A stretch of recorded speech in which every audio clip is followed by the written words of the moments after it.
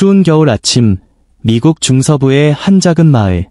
그곳에서 저는 한국에서 온 유학생 미나로서 형사재판의 피고인이 될 줄 꿈에도 몰랐습니다. 단지 제가 아시아인이기 때문이었습니다. 증거도 명백한 기소도 없었습니다. 그저 CCTV 속 한 여성과 닮았다는 이유, 그리고 사건을 서둘러 종결하려는 법 시스템이 전부였습니다. 저는 거기 혼자 서 있었습니다. 변호사도 없이, 제 편이라고 말해줄 사람도 없이. 검사는 저를 가리켰고 판사는 서두르라 재촉했습니다. 하지만 저는 쓰러지지 않았습니다.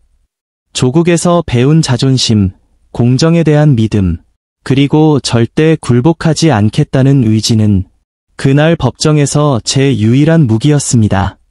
이건 단순한 착오가 아닙니다. 편견과 침묵 속에서도 스스로 일어서 진실을 지킨 한 사람의 실화입니다. 그리고 지금 그날 있었던 모든 이야기를 들려드리겠습니다. 저는 미나입니다. 21세, 한국에서 나와 부모님의 기대를 안고 먼 타국에서 고군분투하는 평범한 대학생이었습니다. 열심히만 하면 잘 될 거야. 하지만 제가 완전히 틀렸다는 것을 곧 깨달았습니다. 미국에 온 제 꿈은 단순했습니다. 학교 열심히 다니고 자립하며 아무에게도 패 끼치지 않는 것. 낮에는 라의 작은 대학교에서 수업을 듣고 밤과 주말에는 한인 운영 슈퍼마켓에서 아르바이트했습니다. 힘들었지만 익숙한 한국어 한마디만큼은 이 낯선 도시에서 저를 안심시켜 주었습니다. 그날은 목요일, 맑고 평범한 날이었습니다. 오전 수업을 마치고 익숙한 검은 후디와 백팩을 메고 일하러 가기 위해 버스를 탔습니다. 알지 못했습니다. 버스 도착 5분 전, 저 옆 슈퍼마켓에서 도둑 사건이 벌어졌다는 사실을, 그리고 용의자는 검은 후디를 입은 아시아인 여성이었습니다. 제가 버스에서 내리자마자 슈퍼 앞에 경찰차가 서 있었습니다. 무슨 큰일 났나 보다. 급히 다가섰고 문 열기 직전 2명의 경찰이 저를 막았습니다. 방금 옆 가게에서 나온 사람이 맞죠? 저는 얼어붙었습니다. 아니요. 저는 여기 일하러 왔어요. 말을 더듬으며 천천히 대답했지만 영어는 충분하지 않았고 제가 간신히 내민 직원증과 학생증은 경찰에게 외면당했습니다. 경찰은 저만 지켜보는 듯한 눈빛으로 아시아인, 보통 체구, 어깨 길이 검은 머리, 검은 후디, 모든 것이 CCTV 속 여성과 일치한다고 했습니다. 그 순간 저는 그들의 눈에 이미 범죄자가 되어 있었고 그들은 증명이 나오기 전까지 저를 끝까지 의심했습니다. 더 확인이 필요하니 차에 타세요. 경찰차 뒷좌석에 오르며 저는 가족에게서 온 잘하고 있어, 대충 먹지 말고 라는 엄마의 메시지를 지켜보며 스스로를 다독였습니다. 괜찮아, 난 아무 잘못 없어. 곧 밝혀질 거야. 그러나 경찰서에서는 무슨 일이 벌어질지 알려주지 않고 정중히 앉으라는 말 한마디 없었습니다. 질문은 차갑게, 그리고 하나하나 제 자존심을 깎아내렸습니다. 당신 맞나요? CCTV 화면이 제게 가까이 밀려왔습니다. 검은 후디, 보통 체구, 머리는 어깨 길이, 완전히 일치해. 저는 흐릿한 화면을 응시하며 마음이 퐁당퐁당 뛰는 걸 느꼈습니다. 그럴듯 해 보이지만 그건 저의 모습이었습니다. 하지만 저는 그 사람이 아니었습니다. 증거를 제시하기 시작했습니다. 학교에서 버스로 왔어요. 티켓 있고 수업 시간표도 있고 매일 지나지만 들어가 본 적도 없는 옆 가게의 존재만 알아요. 한 푼 숨기지 않고 자립하려 노력하는 한국에서 온 유학생이에요. 하지만 말할수록 제 발목은 더 깊이 붙잡혔습니다. 기록하며 끄덕이는 이들조차 인간이 아닌 사건의 일부로만 저를 바라보는 듯했습니다. 저는 혼자였고 목이 메어도 말을 멈출 수 없었습니다. 영어는 내 곁에서 제 목소리를 희미하게 만들었습니다. 몇 시간이 흐른 후 아마 끝나지 않을까. 하지만 아닙니다. 사건은 검찰로 넘어갔고 공식 기소가 내려졌습니다. 전 피고인이 되었습니다. 그 순간 찬란한 백열등 아래 미로 같은 방 안, 한 가닥 탈출구도 없는 곳에 갇힌 느낌이었습니다. 법정 앞에 서야 한다니 미국의 법도조차 제대로 모르는 제가 그저 떨리고 두려웠습니다. 사실 저는 법조인이 되고 싶어 책도 읽고 토론회에도 참여했던 고등학교 시절의 그 소녀였습니다. 전문가는 아니었지만 그때 읽은 법의 단편들이 살얼음판처럼 긴장한 그 법정에서 제 삶을 구하는 유일한 도구가 되었습니다. 피의자 도주 및 절도죄, 그 모든 것이 단지 날린 후디 때문이었습니다. 한국에서 벤 후디, 엄마가 챙겨준 선물, 그 옷 때문에 저는 정식 수사보고서에 올랐습니다. 한글 라벨의 한국산 브랜드는 경찰에게 확실한 단서였습니다. 이거 증명할 수 있나요? 저는 떨리는 목소리로 후디입니다. 그리고 엄마의 말을 떠올렸습니다. 추우니 꼭 입어라. 저는 마지막으로 바쳤습니다. 증명할 수 있어요. 하지만 경찰은 돌아섰습니다. 마치 제가 당연히 뭔가 숨기는 사람처럼 두려움에 엄마에게 전화했어요. 괜찮아, 넌 잘하고 있어. 그녀의 목소리는 흔들렸고 저 아래서 아빠가 이리저리 방을 왔다 갔다 하는 소리가 들렸습니다. 미국에서 어느 정도 살았지만 이렇게까지 법 시스템이 차갑게 느껴졌던 적은 없었습니다. 마치 냉혹한 기계 속 저라는 부품 하나만 잘못 조립된 듯했습니다. 결국 저는 법정에 섰습니다. 로스앤젤레스 지방법원. 도착했을 땐 다리가 천근만근, 가슴은 얼어붙은 듯 느껴졌습니다. 법정은 오히려 텅 비어 있었지만 그 침묵이 더 무겁게 느껴졌습니다. 관중석에 앉은 사람들은 저를 정면으로 바라보았고 그 시선은 제 존재를 조금씩 사라지게 만드는 듯했습니다. 이후 이어지는 법정 장면, 증언과 반박은 생략합니다.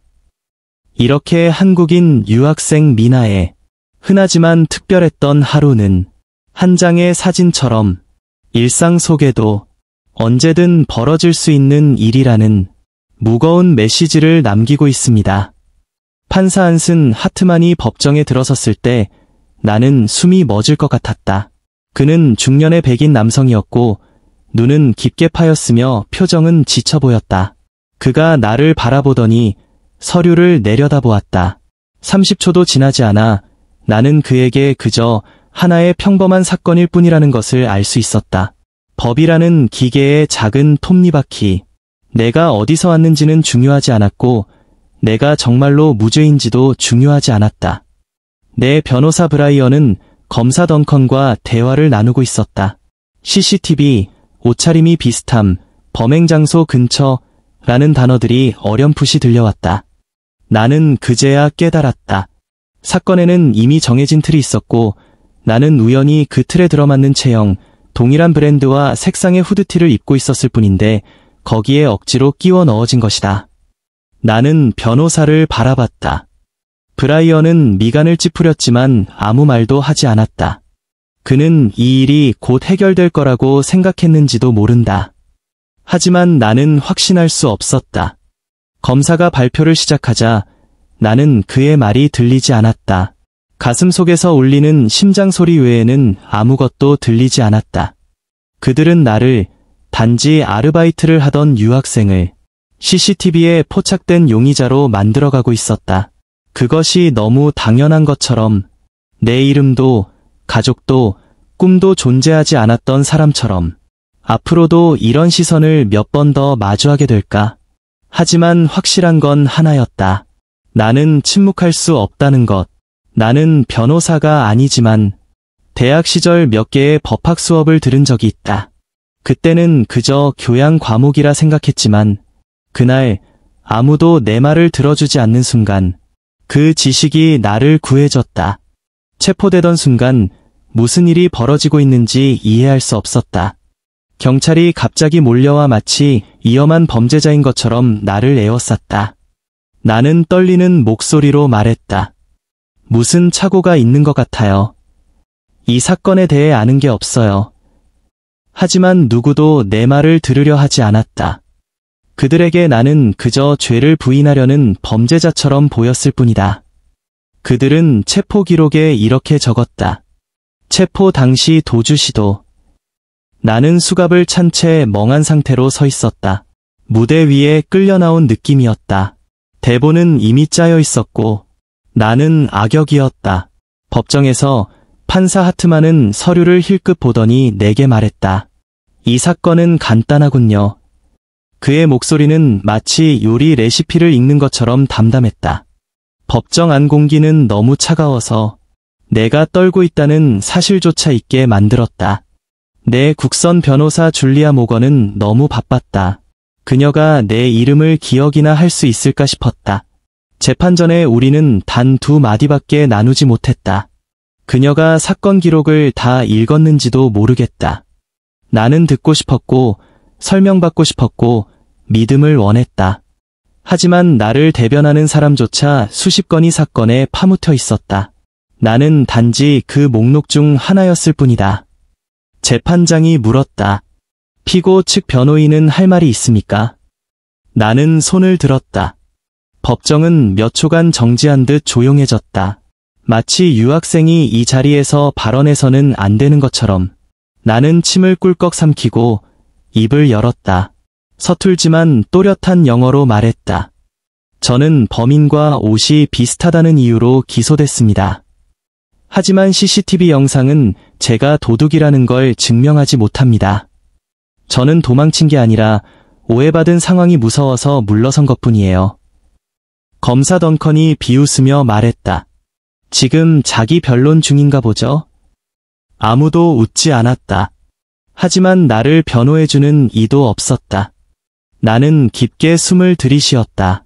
머릿속에서 그 옛날 법학 수업의 내용이 떠올랐다. 무죄 추정의 원칙, 입증 책임, 감시 영상의 증거 능력에 대한 이야기들. 나는 하나씩 반박하기 시작했다. 카메라 각도가 얼굴을 보여주지 않고 단지 후드티 색과 그림자만 보였다는 점. 후드티의 상표가 한국에서 쉽게 구할 수 있는 제품이라는 점. 경찰이 기록한 도주 행위는 단지 내가 놀라 뒷걸음질 친 것이라는 점. 많이 말하지 않았지만 내 말은 분명했다. 처음으로 법정이 조용해졌다.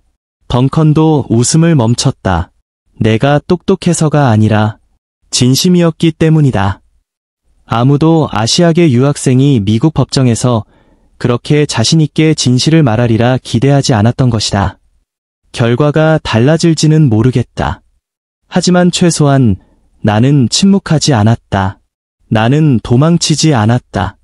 그날도 여느 때처럼 아르바이트를 마친 뒤 장을 보러 가는 길이었다. 해가 막 지고 나는 버스 정류장 쪽으로 걸어가고 있었고 그때 누군가가 내 팔을 꽉 잡았다.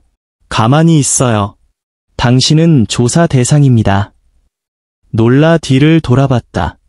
경찰 여러 명이 서 있었다. 어떤 설명도 없었고 말할 기회도 주어지지 않았다.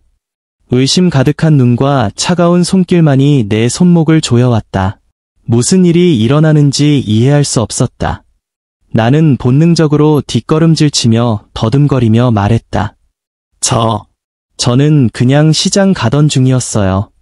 무슨 오해라도 있는 건가요? 하지만 그들의 눈엔 이미 결론이 정해져 있었다. 나는 증명해야 했다. 눈물이 아니라 데이터로. 제 핸드폰에 GPS가 있어요. 확인해 보세요. 사건이 일어났을 때 저는 다른 곳에 있었습니다. 절박하게 말했지만 아무도 대답하지 않았다. 법정에서 나는 다시 일어났다. 강도 사건 발생 장소 근처에 있던 건 맞지만 그건 이전 일이었고 저는 단지 그 근처를 지나갔을 뿐이에요. 조금 더 차분한 목소리로 말했다. 버스를 탔던 시간을 확인해 보세요. 교통카드를 찍었고 기록이 남아있을 겁니다. 노선도도 확인해 보세요. 나는 검사를 바라봤다. 그는 어깨를 으쓱하더니 시선을 돌렸다. 판사가 물었다. 검찰은 버스 이용 내역을 확인했습니까? 잠시 정적이 흘렀다. 검사가 대답했다. 아직요. 사건 현장 주변 CCTV만 확인했습니다. 나는 손을 꽉 쥐었다. 그게 전부인가? 흐릿한 CCTV 영상 하나로 사람을 기소할 수 있는 건가? 나는 말을 이었다. 그 영상에서 제 얼굴이 보이나요? 정말 저인 게 확실한가요? 영상 분석 전문가에게 재검토를 요청합니다. 나는 눈을 들었다. 애원하는 것이 아니라 요구하는 것이었다. 실제로 그 영상은 흐릿했다. 후드티를 쓴 사람이 고개를 숙이고 있었고 머리카락은 높이 묶여 있었다. 나는 그날 머리끈이 끊어져 머리를 풀고 있었다. 만약 그게 나라면 얼굴 특징을 대조해주세요. 어떤 점이 저와 닮았는지 말씀해주세요. 감식 협조하겠습니다. 아무도 대답하지 않았지만 법정의 시선은 조금씩 변하기 시작했다. 나는 동정을 바란 것이 아니다. 단지 절차대로 해달라고 요청했을 뿐이다. 영상 속 인물은 머리를 풀고 있었고 저는 항상 머리를 묶습니다. 나는 수사관의 얼굴을 똑바로 바라보며 말했다. 목소리는 크지 않았지만 또렷했다. 그날도 저는 반묶음을 하고 있었어요. 그런데 CCTV 속 인물은 머리를 완전히 풀고 있었습니다. 법정은 숨죽인 듯 조용해졌다. 덩컨은 자리에서 불편하게 몸을 움직였다. 그는 내 시선을 피하려다 조용히 말했다. 사람은 머리를 묶었다가도 풀 수 있고 후드 안에서 달라질 수도 있죠. 나는 고개를 끄덕였다. 그럴 수도 있죠. 그런데 제 머리끈은 압수 물품 목록에 없나요? 나는 잠시 말을 멈췄다가 더 느리게 말했다. 저는 보통 머리끈을 손목이나 가방에 넣어둡니다. 확인해 보셨나요? 나는 똑똑해 보이려는 것이 아니었다. 다만 진실이 무시당하는 걸 참을 수 없었다. 나는 한국에서 자랐다. 작은 단서 하나도 진실을 밝히는 실마리가 될 수 있다는 걸 배워왔다. 그 습관을 여기까지 가져왔다. 의심하고 끝까지 파고드는 습관. 무언가 잘못됐다면 반드시 질문해야 한다는 믿음. 영어는 제게 익숙하지 않습니다. 하지만 저는 한국어로 감정을 느끼고 모국어로 정리한 뒤 용기를 내어 낯선 언어로 다시 표현했습니다. 처음엔 사람들 모두 저를 마치 무작정 절박하게 자기 변호를 하는 어리숙한 아시아 학생처럼 보았습니다. 그러나 제가 핵심을 찌르는 질문을 던지고 기소장 속 세부사항 하나하나를 파헤치기 시작하자 그들의 시선이 달라졌습니다. 관중석에서도 수군거림이 들려왔습니다. 죄에 대한 이야기가 아니라 의문투성이었기 때문입니다. 정말 제가 범인이라면 왜 도난물은 제 손에 없었나요? 저는 공소인에게 눈을 떼지 않고 물었습니다. 가장 중요한 증거, 이 물건이 왜 아무 흔적 없이 사라졌나요? 그 질문은 흐릿한 CCTV 영상 위에 세워졌던 공소 측의 애매한 신뢰를 한꺼번에 도려내는 칼날 같았습니다. 판사 하트만은 아무 말도 없었지만 분명 귀 기울이고 있었습니다. 피고인이라는 꼬리표를 달고 법정에 들어선 그 순간 이후 처음으로 저는 투명 인간이 아님을 느꼈습니다. 저는 흐릿한 화면 속 한 자락이 아니라 살아있는 사람이었습니다. 증거가 아니라 편견으로 평가받는 존재였습니다. 저는 그 영상이 존재하는 걸 압니다. 저는 소리내지 않고 속삭였습니다. 크게 말하면 사라질까 두려워서. 그 영상은 제가 기소된 CCTV가 아니라 역 근처에서 누군가가 달아나는 범인의 얼굴을 휴대폰으로 찍은 다른 영상이었습니다. 몇 초간의 짧은 영상이었지만 얼굴과 체형, 달리는 방식, 고개를 숙이는 모습, 팔 휘두르는 특징까지 모두 담겨 있었습니다. 제 모습이 아니었습니다. 저는 SNS에서 그 영상을 찾았습니다. 우리 동네 근처에서 누군가가 올린 게시물이었습니다. 제가 스스로 찾지 않았다면 아무도 저에게 그것이 존재한다고 알려주지 않았을 것입니다. 경찰도, 검찰도, 아무도. 저는 법정에 서서 그들이 계속 이어가던 불확실한 전제들을 듣고 있었습니다. 그녀가 물건을 숨겼을 수도 있다. 그녀가 머리끈을 풀었을 수도 있다. 그럴 수도. 저는 입술을 깨물고 고개를 들었습니다. 그 여러 가지 할 수도 있다라는 말은 어떤 것도 증거가 없습니다. 저는 변호사가 아닙니다. 그들처럼 말할 줄도 모릅니다. 하지만 저는 침묵에도 소리가 있다는 것을 압니다. 바로 듣지 않는 사람들의 소리입니다. 저는 깊이 숨을 들이켰습니다. 판사님, 흐릿한 CCTV만으로 저를 기소했다면 이 휴대폰 영상도 비록 화질이 완벽하지 않더라도 반드시 고려되어야 합니다. 우리는 흐릿한 것을 선택적으로 믿고 다른 흐릿한 것을 외면할 수 없습니다. 판사 하트만은 고개를 약간 기울였습니다. 피곤해 보였습니다. 시스템의 모순 앞에 지쳤을 법도 합니다. 공소 측은 저를 외면했습니다. 영상 화질이 좋지 않습니다. 큰 도움이 안 돼요. 그렇다면 왜 더 흐릿한 CCTV를 증거로 사용한 건가요? 저는 조용하지만 분명한 목소리로 되물었습니다. 아마 그들은 이런 질문을 아시아 유학생에게서, 그것도 변호사 없이 듣는데 익숙하지 않았을 겁니다. 아마 제가 울거나 무릎 꿇을 줄 알았겠죠. 하지만 저는 그러지 않았습니다. 왜냐하면 알기 때문입니다. 만약 제가 침묵했다면 아무도 저를 대신해 말을 하지 않았을 것입니다. 마지막으로 고개를 숙였습니다. 굴복이 아니라 예의였습니다. 제가 바라는 건 오직 한 가지입니다. 함께 그 영상을 다시 봐주시길, 공정하게. 판사는 한동안 저를 바라보다가 고개를 끄덕였습니다. 공소 측, 다음 기일에 그 영상도 준비하세요. 저는 법정을 나섰습니다. 눈물은 없었지만 가슴에는 큰 빈 공간이 있었습니다. 그리고 처음으로 느꼈습니다. 누군가 내가 보이기 시작했구나. 법정 문을 나올 때 변호사 줄리아가 조심스럽게 다가와 속삭였습니다.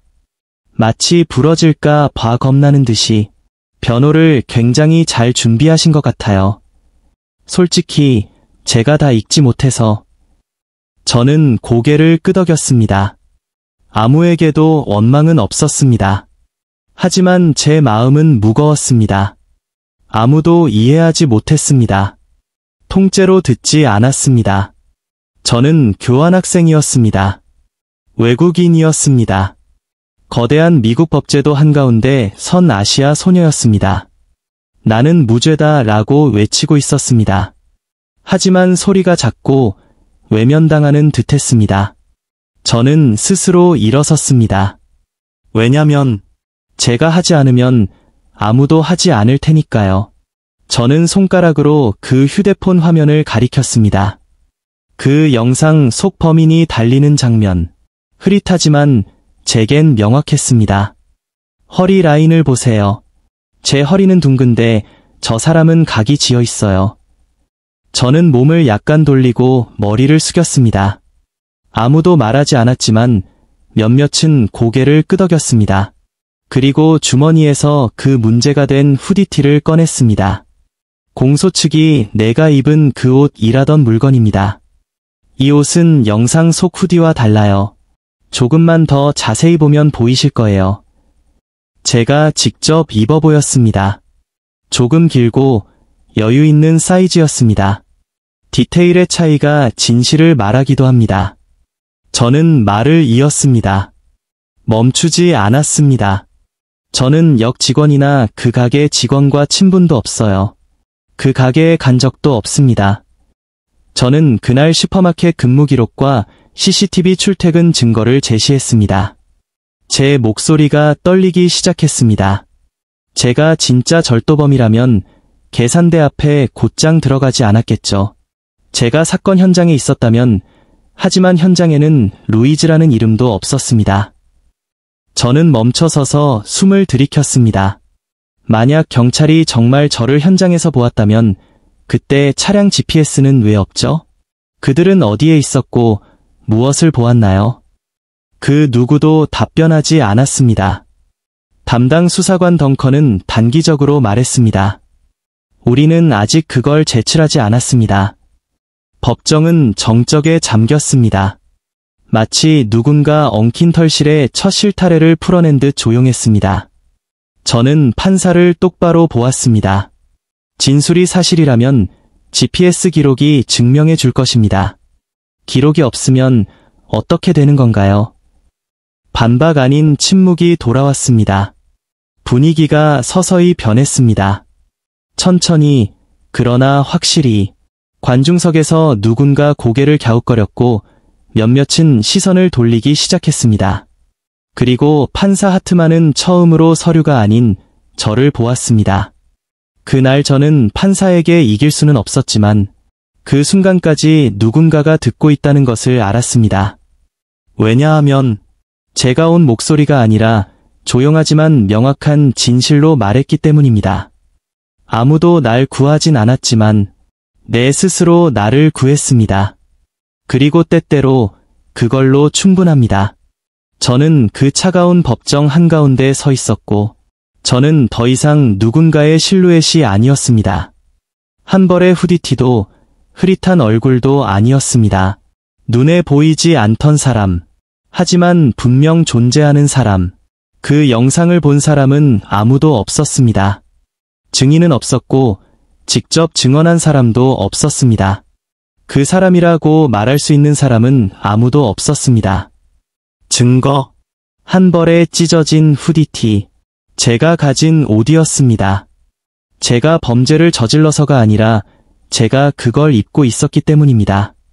그들은 용의자는 아시아계로 보인다고 했습니다. 하지만 그것은 단지 보인다는 것일 뿐 확신은 없었습니다. 성별도 불분명했고 얼굴은 모자에 가려져 있었습니다. 저는 소리치고 싶었습니다. 나는 그 후디티가 아니다. 하지만 저는 소리치지 않았습니다. 저는 천천히 숨을 들이쉬고 물었습니다. 성별도 확신할 수 없다면 왜 제게 범죄를 확신하시는 건가요? 판사는 서류를 내려다보았지만 아무 대답도 하지 않았습니다. 저는 이렇게 이어갔습니다. 검찰의 내부 보고서에는 용의자는 제 체형과 비슷하다라고 적혀 있습니다. 그런데 누가 키를 측정했나요? 신발 사이즈를 확인했나요? 아니요. 그 모든 것은 추측이었습니다. 너무 쉽게, 너무 빠르게, 그리고 너무 잘못되게 저는 법정을 둘러보았습니다. 관중석의 몇몇이 이마에 주름을 잡았습니다. 누군가는 한숨을 쉬었습니다. 제 체형이 비슷하다고 해서 제가 범인이라고 단정할 수 있나요? 명확한 카메라 영상도 없고 얼굴을 본 사람도 없고 직접 증언한 사람도 없습니다. 단지 느낌뿐이라면 그것은 공정한 법이 아닙니다. 이 사건은 단순한 도난 사건이 아니었습니다. 이것은 어떻게 한 시스템이 사람의 형상을 믿고 사람 그 자체는 보지 않는지를 보여주는 이야기입니다. 판사 하트만은 눈을 들어 조용히 물었습니다. 다른 할 말 있습니까? 저는 고개를 끄덕이고 목이 갈라질 듯한 목소리로 말했습니다. 이번 사건에서 제가 배운 것은 하나입니다. 미국이든 한국이든 법은 진실을 기반으로 해야 합니다. 정견이 아니라 추측이 아니라 증거를 기반으로 해야 합니다. 나는 사면을 구하지 않았습니다. 단지 나를 보아주세요 라고 말하고 싶었습니다. 영어를 할 수 없었더라면, 자신을 지킬 줄 몰랐다면 지금쯤 저는 아무 잘못도 하지 않은 죄로 죄수복을 입고 감옥에 있었을지도 모릅니다. 그날 법정은 묵직했습니다. 모든 시선이 저에게 향해 있었지만 호기심이 아니라 의심이었어요. 저는 한국에서 온 국제학생, 미국에 유학 온 한국 여학생이었습니다. 그런 제가 이제 도둑 혐의로 재판을 받고 있었죠. 왜냐고요? CCTV에 포착된 그 흐릿한 실루엣, 닮았다는 이유 하나로요. 저는 아무것도 하지 않았습니다. 하지만 알고 있었습니다.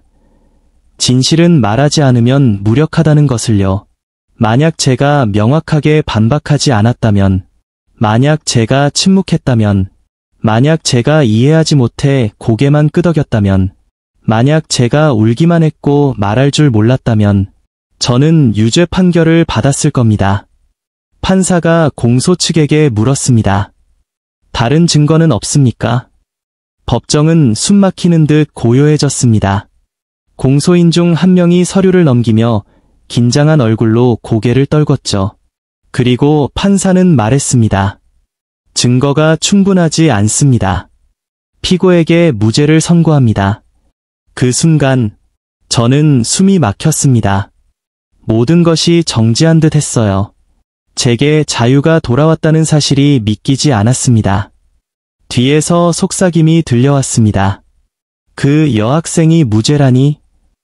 알고 있었어. 몇몇은 고개를 끄덕이며 저를 보내줬습니다. 저는 법정을 나왔습니다. 따스한 햇살이 얼굴을 감싸 안았고 제 마음은 평온했고 편안했습니다. 저는 전화를 들고 한국으로 걸었습니다. 엄마. 통화에서 들려온 한마디에 저는 터져버렸습니다. 엄마, 괜찮아요. 무죄예요. 엄마는 잠시 침묵하더니 우리 한국인의 자존심을 지켰구나. 라고 들려왔습니다. 눈물이 얼굴을 타고 흘렀습니다. 마음이 가벼워졌지만 저는 알았습니다. 저는 단지 운이 좋았을 뿐. 수많은 사람은 이런 기회를 얻지 못한다는 것을요. 만약 제가 법을 몰랐다면, 만약 제가 영어를 몰랐다면, 만약 제가 목소리를 내지 않았다면 누가 저의 진실을 들어줬을까요? 저는 학교로 돌아왔습니다. 많은 사람들이 인사했고 누군가는 껴안았고 누군가는 묵묵히 고개를 끄덕였습니다. 하지만 그 모두가 제가 겪은 시간의 무게를 이해하진 못했을 겁니다. 온라인에는 국제학생 무죄 선고라는 제목의 기사가 실렸고 어떤 이는 제 용기를 칭찬했지만 어떤 이는 여전히 의심을 버리지 않았습니다. 그러나 저는 개의치 않았습니다. 가장 중요한 건 제가 침묵하지 않았다는 사실입니다. 언어가 족쇄가 되지 않도록, 오해 하나로 인생이 무너지지 않도록 몇 주 후 진범이 붙잡혔다는 소식을 들었습니다. 또 다른 절도 사건이 있었고 그 CCTV에는 범인의 얼굴이 또렷이 찍혔습니다. 그는 동일한 사람이었고 저는 아니었습니다. 소식을 들었을 때 저는 울지도 웃지도 않았습니다. 그저 가슴 깊은 곳에서 올라온 한마디가 있었습니다. 그래, 내가 목소리를 냈구나. 처음엔 억울함만 있었습니다. 도둑으로 몰려 이해도 못한 채 남의 시선을 피해 다녔죠. CCTV 속 여인은 배경 하나 닮았고 중국인 같아 라는 말까지 나왔지만 저는 한국인이었고 유학생이었으며 절대 그런 짓을 하지 않았습니다. 그 순간 저는 단지 아시아인일 뿐이었습니다. 그 이유 하나로 범죄자로 꼽혔습니다. 하지만 저는 침묵하지 않았습니다. 떨리는 목소리로 억울함을 토해냈고 온전한 진실을 모아 감싸 안았습니다. 가족이 보내온 문서와 계산 영수증으로요. 단 하나의 무기가 있었습니다. 진실이었습니다. 그리고 진짜 범죄자가 잡혔습니다. 그 또한 중국에서 온 유학생이었어요. 그때 느낀 감정은 안도, 슬픔, 그리고 목 뒤를 타고 지나간 쓴 기침 같은 씁쓸함이었습니다. 저는 무죄 판결을 받았습니다. 하지만 저를 봤던 많은 이들의 마음 속에는 그들 모두 똑같아 라는 편견이 앉아 있을지도 모릅니다. 단지 아시아인이란 이유로 저는 또다시 의심받았어요. 그 고통은 뼈에 사무칠 정도였습니다. 하지만 바로 그 경험이 제 인생을 바꾸었습니다. 저는 스스로 물었습니다. 만약 내가 영어를 몰랐더라면, 만약 엄마 아빠가 문서를 보내주지 못했더라면 나는 지금 어디에 있었을까? 그 두려움은 제게 동력이 되었습니다. 그래서 결심했습니다. 미국 로스쿨에 들어가 이 상처를 힘으로 바꾸겠다고, 저처럼 불의에 내몰린 사람들을 돕고 싶다고. 재판이 끝나던 날 하트머니 판사는 제게 말했습니다. 변호 공부를 진지하게 생각해보길. 법정에서 내 한마디 한마디가 참 인상적이었어. 그 말은 제 마음속에 불을 지폈습니다. 어쩌면 나도 법조인이 될 수 있겠는걸. 저는 한국인입니다. 노력에 익숙해 있고 결코 쉽게 포기하지 않습니다. 그날 이후 제게는 단 하나의 꿈이 생겼습니다. 진실을 지키는 사람, 약자를 위한 변호사가 되겠다고. 지금 이 글을 읽고 있다면, 혹시 세상 속 부당함에 휘둘리고 있다면 제발 포기하지 마세요. 진실은 더디 오지만 반드시 옵니다. 그리고 저는 그 진실의 편에 서겠습니다. 언젠가 당신 곁에 가서 말할 수 있도록. 당신은 혼자가 아닙니다. 감사합니다. 끝까지 제 이야기를 들어주셔서.